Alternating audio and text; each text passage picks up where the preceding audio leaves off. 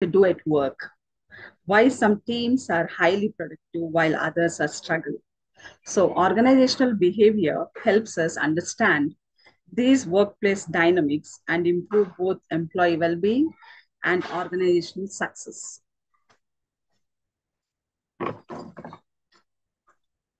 So, let's dive in the key concepts of organizational psychology. So, here, coming to the introduction part, man is a social animal. Thus, individuals are not able to accomplish their goals without cooperation of other persons. A group of individuals coming together to achieve certain goals is termed as organization. So, organization is not a new or a modern phenomenon. So, history reveals that massive structures and temples dated back to 3500 BC were constructed, though the organized actions of many people, these structures struggle that multifaceted organizations existed and people working cohesively towards the common cause.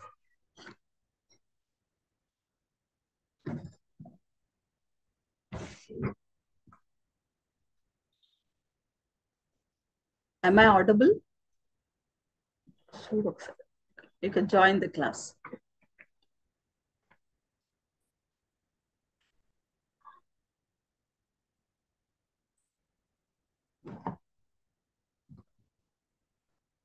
So coming to the modern organizations, today organizations are large and more complex than ever before.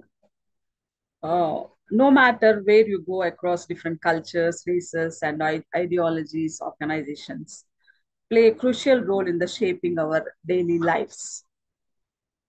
And from schools and businesses to government institutions, organization influence every aspect of life. And why we are studying this organizational psychology.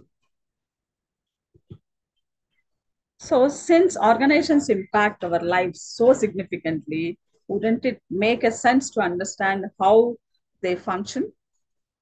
So, studying organization help us understand workplace behavior, improve job satisfaction, and boost productivity. So, this is where organization come in. It is in the study of human behavior within the organizational settings. So it focuses on how people interact in an organization and how this knowledge can improve organizational effectiveness. So next we will discuss about the definitions of organizational psychology. So organizational psychology refers to the human behavior in the organization. It's nothing but we are studying here the behavior of an individual.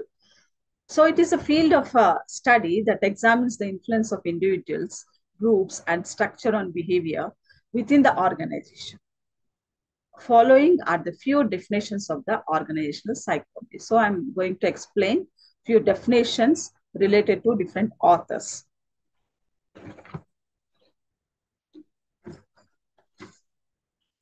So first we will go with the Fred Luthans. He said that organizational psychology is directly concerned with the understanding, production, and control of human behavior in organizations. Okay, so this means that understanding and managing human behavior is a key organizational success. So the next definition is from Newstrom and Davis. So organizational psychology is a study and application of knowledge about how people act within an organization. It is a human tool of human benefit. So this definition highlights how psychology helps people and organization function better.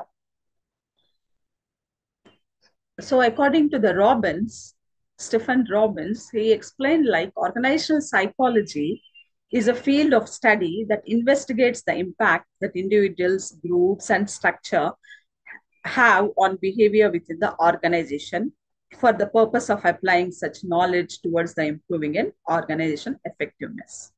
So here he emphasizes studying individuals, teams, and structure to improve the organization.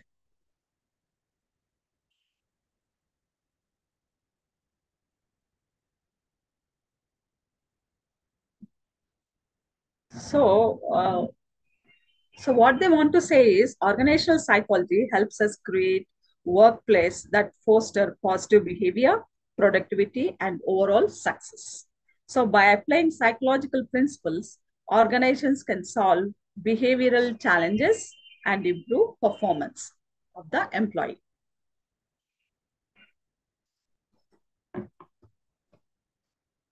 So coming to the nature of the organizational psychology focuses on understanding of human behavior within the organization, and it looks at how personal experience, social background, and work environment shape our behavior.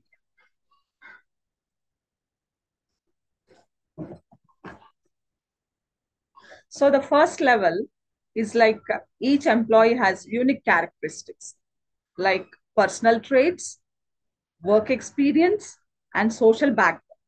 These factors shape how they perceive and behave at work. So next one is the interaction level. So this focuses on how employees interact with their co-workers and managers and organizational rules and policies.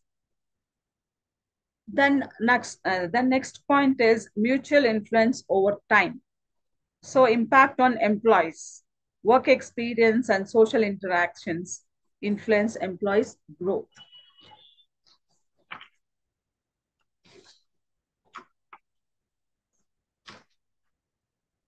And the impact on organizations, how it is impacting the organization. Organizations change based on employees' contribution and decisions. So holistic approach to organizational psychology is here, looks at the conscious interaction between the individual, the organization, and external environment. That is societal trends, economy, and technology. So here we conclude that understanding these interactions helps organizations create effective strategies for success. Organizational psychology equips us with tools to improve individual and workplace productivity in a changing world.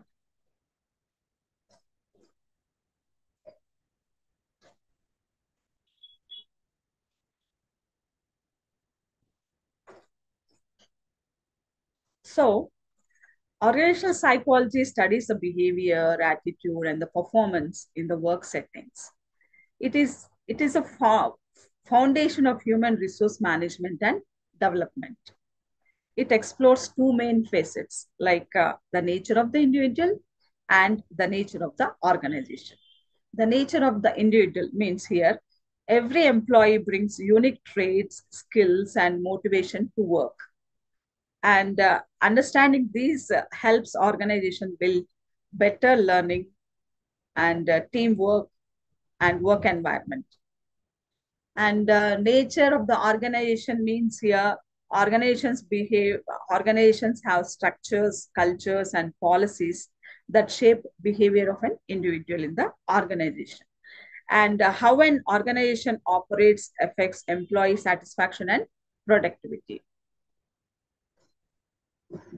And the final thought is here is like the study of organizational behavior helps us improve workplace by balancing individual needs and with organizational goals.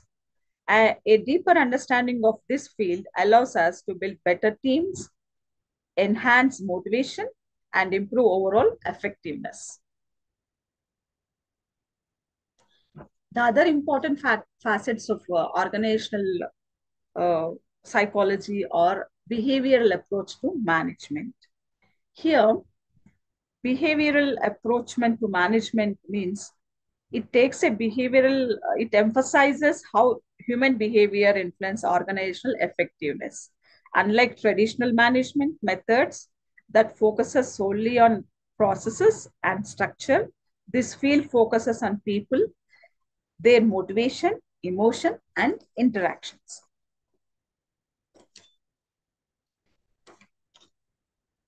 For example, thinking about a leader who motivates their team by understanding their strengths and weaknesses rather than simply assigning tasks. So this is the essence of the motivational approach. So the next one is a cause and effect relationship. So every action in the workplace has a cause. Organizational psychology helps us predict employees' behavior by analyzing these causes.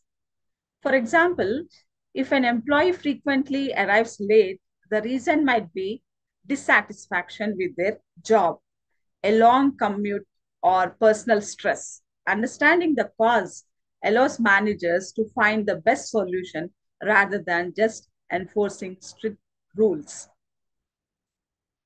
And the third point is here, organizational psychology is a branch of social sciences. So since it deals with human behavior, organizational psychology is a part of social sciences.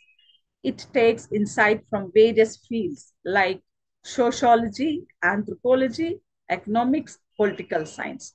So here, sociology means group behavior and leadership.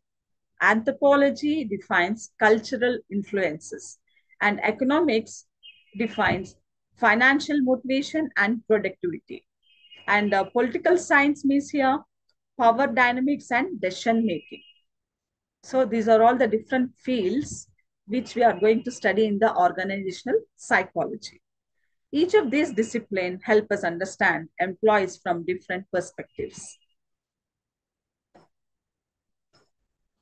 So next point is the theory, research, and application. How it is working in the organization. We are going to study now. So organizational psychology is built on theories, research, and application. This means that instead of relying on assumptions, we use scientifically proven methods to improve workplace environments. For example, research shows that employees are more productive when they feel valued and recognized. This has led companies to adopt reward programs to boost morale. So the next point is beneficial for both employee and management. How it is going to benefit both the employer and the employee. So the key goal of the organizational psychology is to create win-win situations for both employees and organizations. So employee gain job satisfaction, better working life balance, and motivation. Organization achieves higher productivity, lower turnover, and a positive work culture. For example, uh, Google provides employees with flexible work schedules and wellness programs. So this benefits employee while also increasing productivity for the company. So the next point is rational thinking. So finally, organizational psychology promotes rational thinking about workplace behavior. Instead of making impulsive decisions, managers can use psychological insight to create solutions that are logical and effective. So I want to explain with an example for this. If conflicts arises between the team members, a rational approach would involve meditation rather than immediate punishment.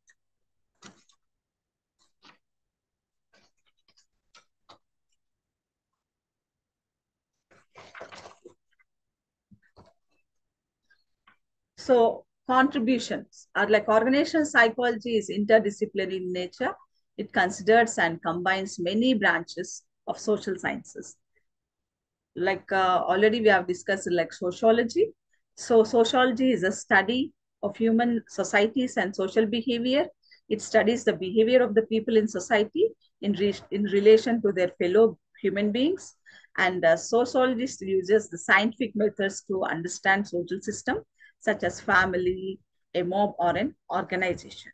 So the contribution of sociology to the field of organizational psychology is through aspects such as leadership, group dynamics, communication, etc. So socialization is a process which influences the attitude and behavior pattern of the employees working in an organization. Anthropology, it refers to the study of human being, especially of their origin, development, customs, and beliefs. It studies the interaction between the people and their environment, especially their cultural environment. So as culture as a major influence of the organization structure and the behavior of the employee within the organization. Anthropology will help to understand the cultural effects of value system, norms, sentiments, cohesion, and interaction among the employees within the organization. So next branch is the political science. So it is a study of state and system which governs government and the scientific analysis and political activities and behavior of like political scientists examine how and why people are acquiring power, political behavior, decision making, conflict and coalition formation. These are also major areas of interest in the organizational psychology. So these specific principles of political science are followed in the organizational psychology for delegation of authority and responsibility and conflict resolutions. Political sciences helps in understanding the political perception and government policies are examined as they greatly influence the organization. The law and order of the country influences the people at work. So next branch is the economics. So economics refers to the study or the principles of the money, business, and the industry are organized. Economic contribution to organizational psychology in the aspects such as labor market dynamics, productivity, human resources, planning and forecasting, and cost benefit analysis. So the economic conditions of the country have a long lasting impact on organizational psychology. If the psychological and economic um, expectations of the employees are met, they are satisfied and become high performers. So, so in conclusion, to summarize this, an individual cannot live in isolation. Hence, the support of other people is important for accomplishment of one's goals. An organization refers to the group individuals coming together to achieve certain goals.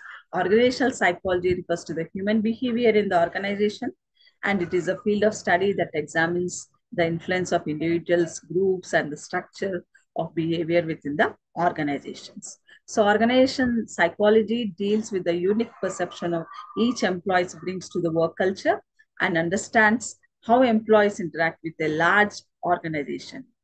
This individual organization interaction is also influenced by the external environment in which the individual and the organization exist. So, organizational psychology is essentially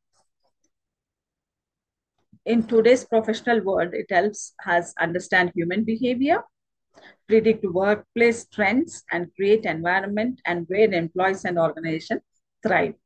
So by applying these principles, business can achieve long-term success while ensuring employees satisfaction.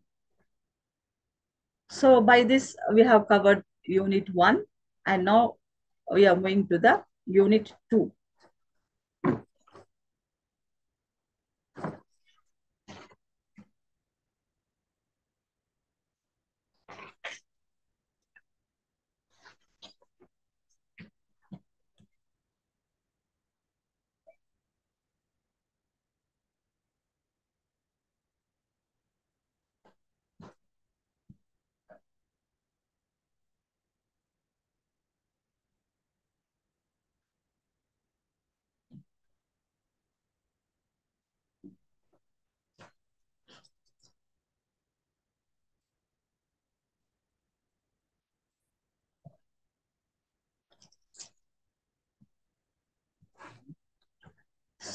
So the next is the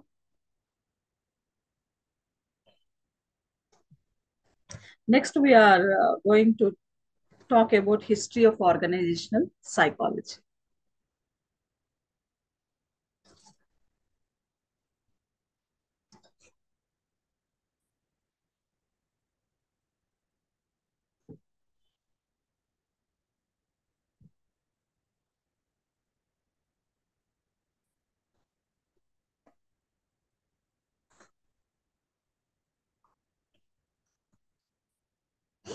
So, organizational behavior is a study of how individuals and groups behave within the organization. And this field has evolved over centuries, influenced by philosophers, economists, and industrialists who shaped the way we understand leadership, communication, and management. Okay. So, by the end of this second unit, you will be understanding how these historical contributions still impact modern organization. So, let us go into the lesson.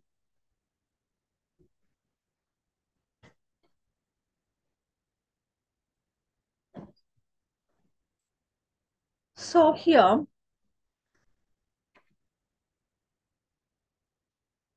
so first one is we'll talk about the Plato and on leadership. Let's start with one of the greatest philosopher of all the time, Plato. Plato believed that leadership is a responsibility that requires wisdom and virtue. According to him, a leader should not pursue personal gain, but rather work for the greater good of the society. Okay. Then next we are moving to the Aristotle. On Aristotle. So Aristotle, another Greek philosopher, introduced us to the art of persuasion. He explained that an effective leader must use ethos, that means credibility. Pathos means emotions, and logos means here logic to influence others. And just think about the managers giving a motivation speech. They need credibility to be trusted, logic arguments to convince, and emotional appeal to inspire. So next we are moving to the Machiavelli of on organizational power and politics. Now let us move forward to the 16th century and talk about Niccolo Machiavelli. He took a more strategic and sometimes controversial approach to the leadership. He explained that leaders must be pragmatic and even manipulative to maintain power. In today's business world, this relates to the corporate politics like CEO uh, forming alliances to stay in control. While these ideas may seem harsh, they help us understand the power dynamics in organizations.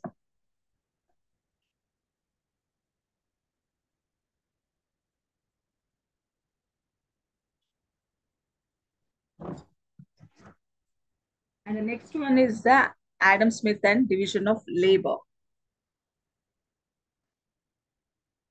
Adam Smith, the father of modern economics, in his famous book, The Wealth of Nations in 1976, he introduced the concept of division of labor, which means breaking down work into specialized tasks to improve efficiency. For example, in the factory, one worker assembles parts within another, while another paints the products. This concept revolutionized industries and is still used today in mass production and service industries.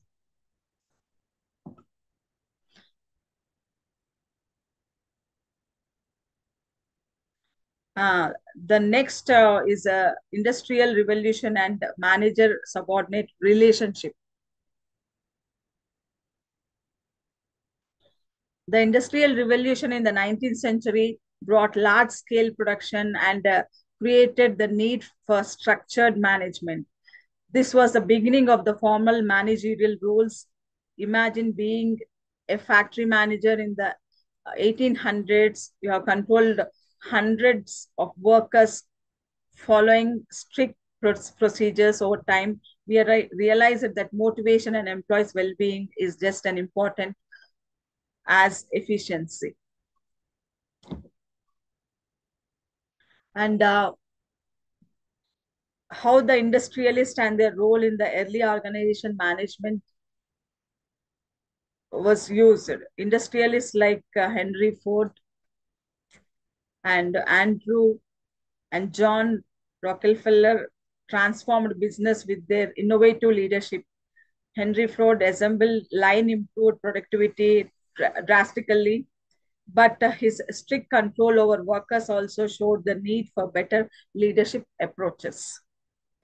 And transition to modern organization challenges. As organization grew more complex, new leadership styles emerged. The authoritarian method used in the early industrialization were replaced by collaborative and employee-focused relationship approach. So today leaders focus on teamwork, innovation, and employee engagement rather than just controlling work processes. The classical school. Here we are going to study about the division of labor, scalar function processes and structure, and span of control.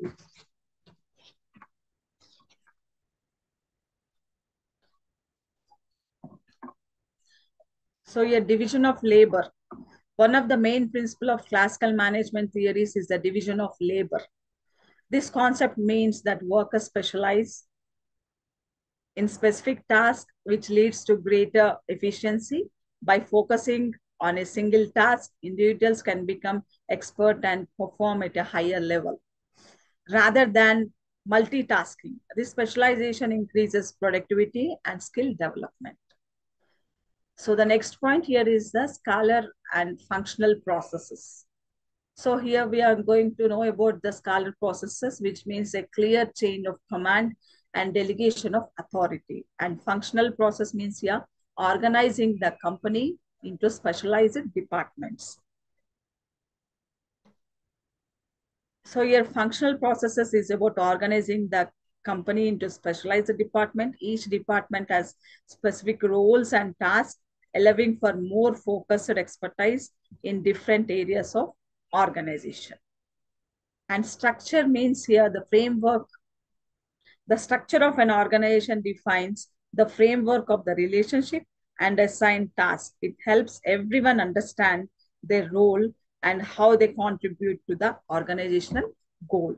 This structure is crucial for efficient functioning as it sets boundaries and expectations. The span of control. Another important aspect is the span of control, which refers to the number of subordinates a manager can effectively supervise. The span of control depends upon factors such as the complexity of tasks and the capabilities of both the managers and employees. A narrower span allows more direct supervision, while a wider span means less supervision but autonomy for employees.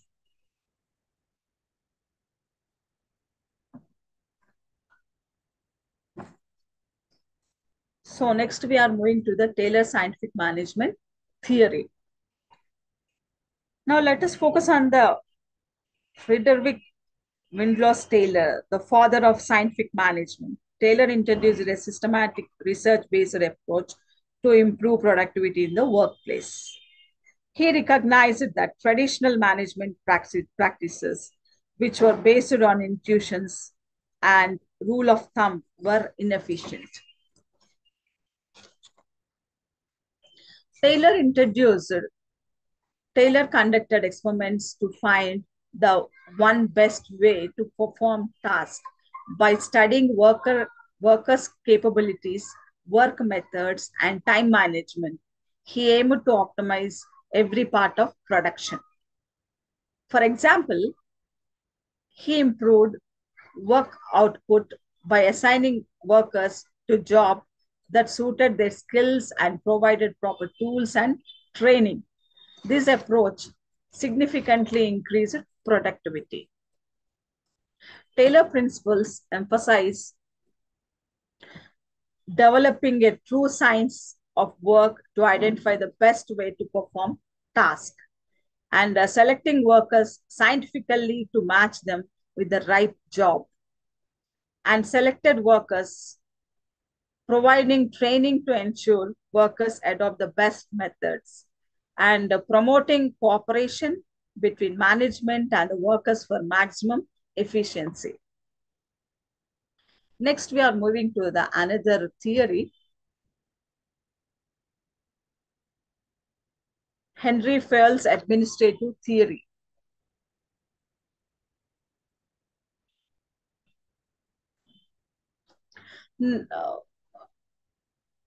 Fayol's who proposed that management could be learned through specific practices and functions. Foyle focused on managerial activities like planning, organizing, commanding, coordinating, and controlling. He stated several principles and guidelines for the managers. So, division of work.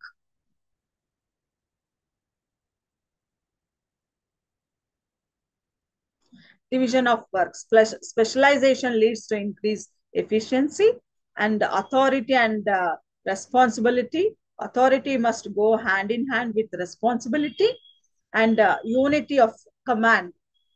Each worker should have one boss to avoid confusion, and discipline. Employees should respect rules and guidelines, and subordination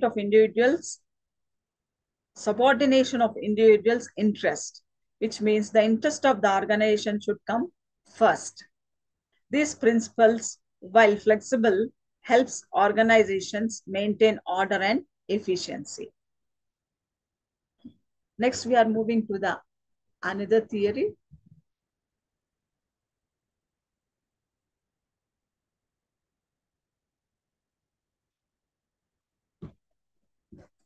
Weber's bureaucratic theory.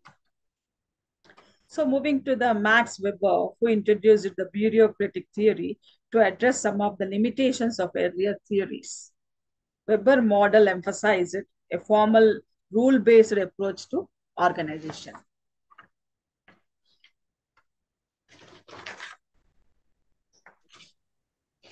Ma'am, good morning. This is Ravikant. Sorry.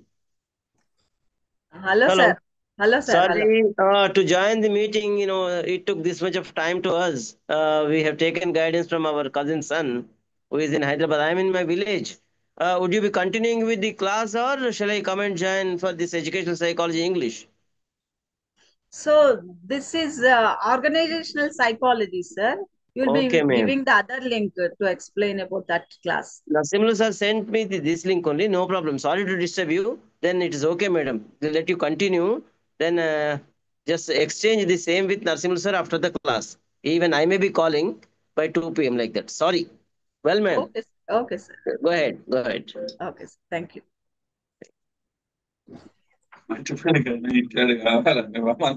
అయినా ఇప్పుడు విషయం ఏంటంటే మనకి ఇది లేదు Sir, please unmute, sir. Unmute madam.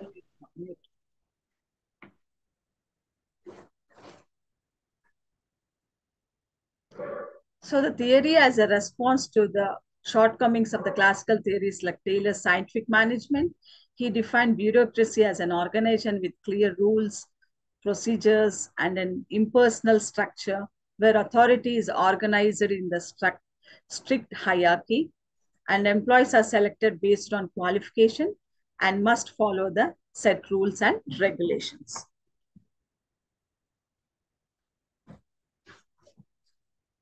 So coming to the elements of bureaucracy,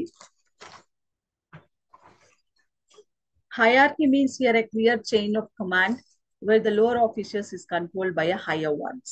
And division of work. Tasks are divided into specialized jobs, and employees became experts by repeatedly performing simple, well-defined tasks, and rules, regulations, and procedures means your employees' behavior is strictly governed by a set of rules, ensuring uniformity and consistency. And records means here all decisions and activities are recorded to future references and accountability.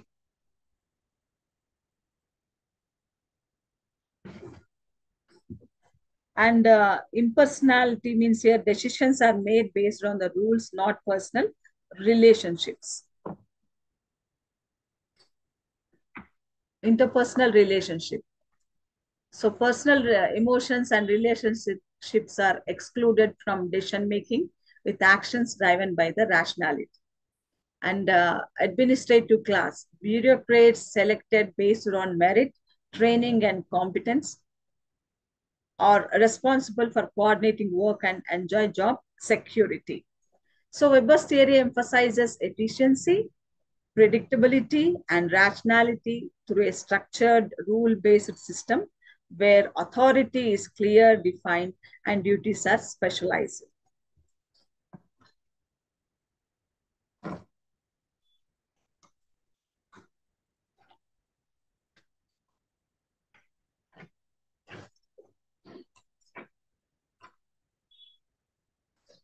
So advantages of bureaucracy is specialization will be there, rationality will be there, predictability will be there, and democracy will be there. So here specialization means the division of work into functions department, allows employees to focus on specific goal, improving performance and expertise in their respective fields. And rationality here means bureaucracy brings a rational, objective approach to decision making, with tasks being executed in an orderly and structured manner based on logic and defined rules. So practicability clears the rules and regulations and structured hierarchy provide stability and predictability within the organization, and this helping employees understand their roles and expectations. And democracy will be followed. Bureaucratic organizations promote merit-based selection, ensuring fairness in hiring and promotions with equal opportunities for training and job application. With equal opportunities for training and job applications. The system fosters a sense of democracy as decisions are made without favoritism and or bias.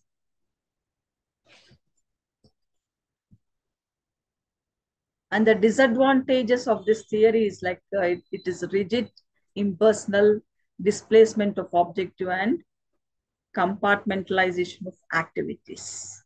So rigid means bureaucracy is often seen as rigid and inflexible, with employees strictly adhered to rules and sometimes neglecting their responsibilities in this process. Impersonality, the focus on rules and regulation leads to the mechanical approach, neglecting employees' personal needs and emotions, which can create a cold, distant work environment. And displacement of objective, as employees become more specialized, they may lose sight of the organization's broader goals. Focusing only on their department, narrow objectivity will be seen in this theory. And compartmentalization of activities. This means the structured division of labor can prevent employees from performing tasks outside their design goals, leading to inefficiency and underutilization of their skills. And empire building and red tape and outdated. These are all the disadvantages of this theory. Managers in bureaucracy structures may focus on increasing their own post and influence by adding unnecessary staff resources even when not required.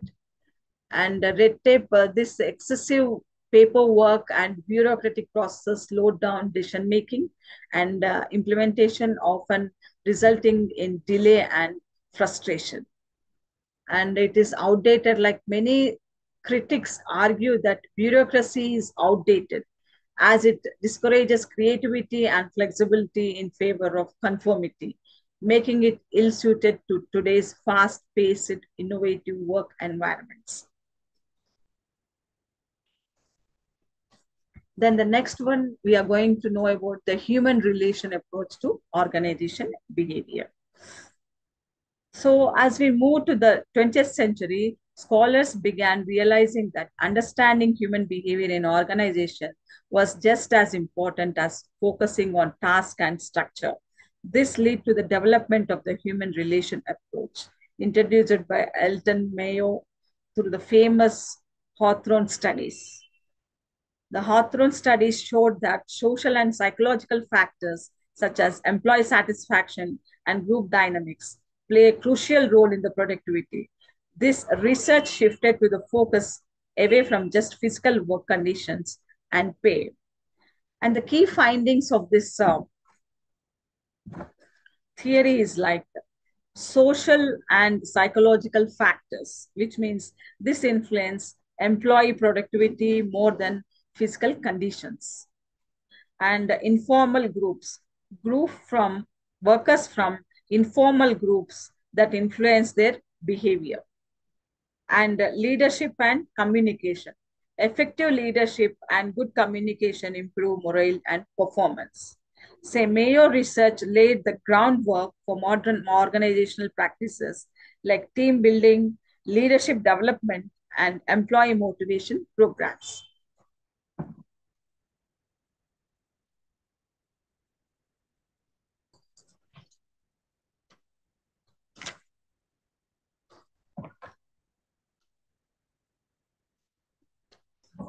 The studies consisted of 4 phases. Elimination experiment. The experiment tested how different levels of lightning affect world productivity, and relay assembly test room experiment. This experiment examined how changes in working condition impacted workers' output and morale. And mass interviewing program, which is conducted during 1928 and 31. This initiative aimed to explore workers' emotions, attitudes, and the role of their social groups. Informal organizations, it is conducted. And bank wiring experiment. During 1931 and 32, the study focused on group behavior and observed workers in a natural setting. And the key conclusion of this theory are social and psychological factors. Employees' morale, productivity are influenced more by social and psychological factors than by the physical work conditions. And organization as a social system. The workplace functions as a social system with relationship playing a crucial role in the productivity. Non-economic factors, reward, leadership styles, and group dynamics are the most important, if not more than economic incentives in shaping worker behavior. Worker as a social being and inefficiency of strict division of labor, informal groups and leadership and communication.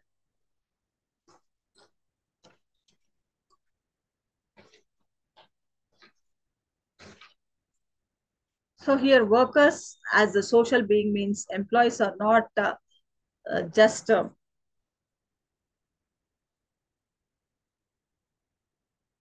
are not isolated individuals, but a part of social group that impact their behavior. And inefficiency of strict division of labor means here rigid specialization in work tasks does not necessarily lead to higher efficiency. And informal groups, workers tends to form small groups, informal organizations, which influences work norms and behavior. And leadership and communication means here effective leadership, supervisory styles, communication, and employees' participation are central to worker satisfaction and productivity. And the relevance of this study is, despite of some criticisms, Mayo human relationship theory remains a cornerstone of organizational behavior today. The theory emphasizes on motivation, social factors, and employee satisfaction as lead to the modern practices like team building activities, rewards, and appraisals to enhance morale and productivity across organizations. Thank you. Thank you for your patience listening. I hope you have understood the 2 topics which we have covered today, Unit 1 and Unit 2, which is nature of organizational psychology and the history of organizational psychology. So by this, we have covered today's portion. And the next class we are having on 7. That day, we are going to cover 2 more units. Thank you for your patience listening. Thank you.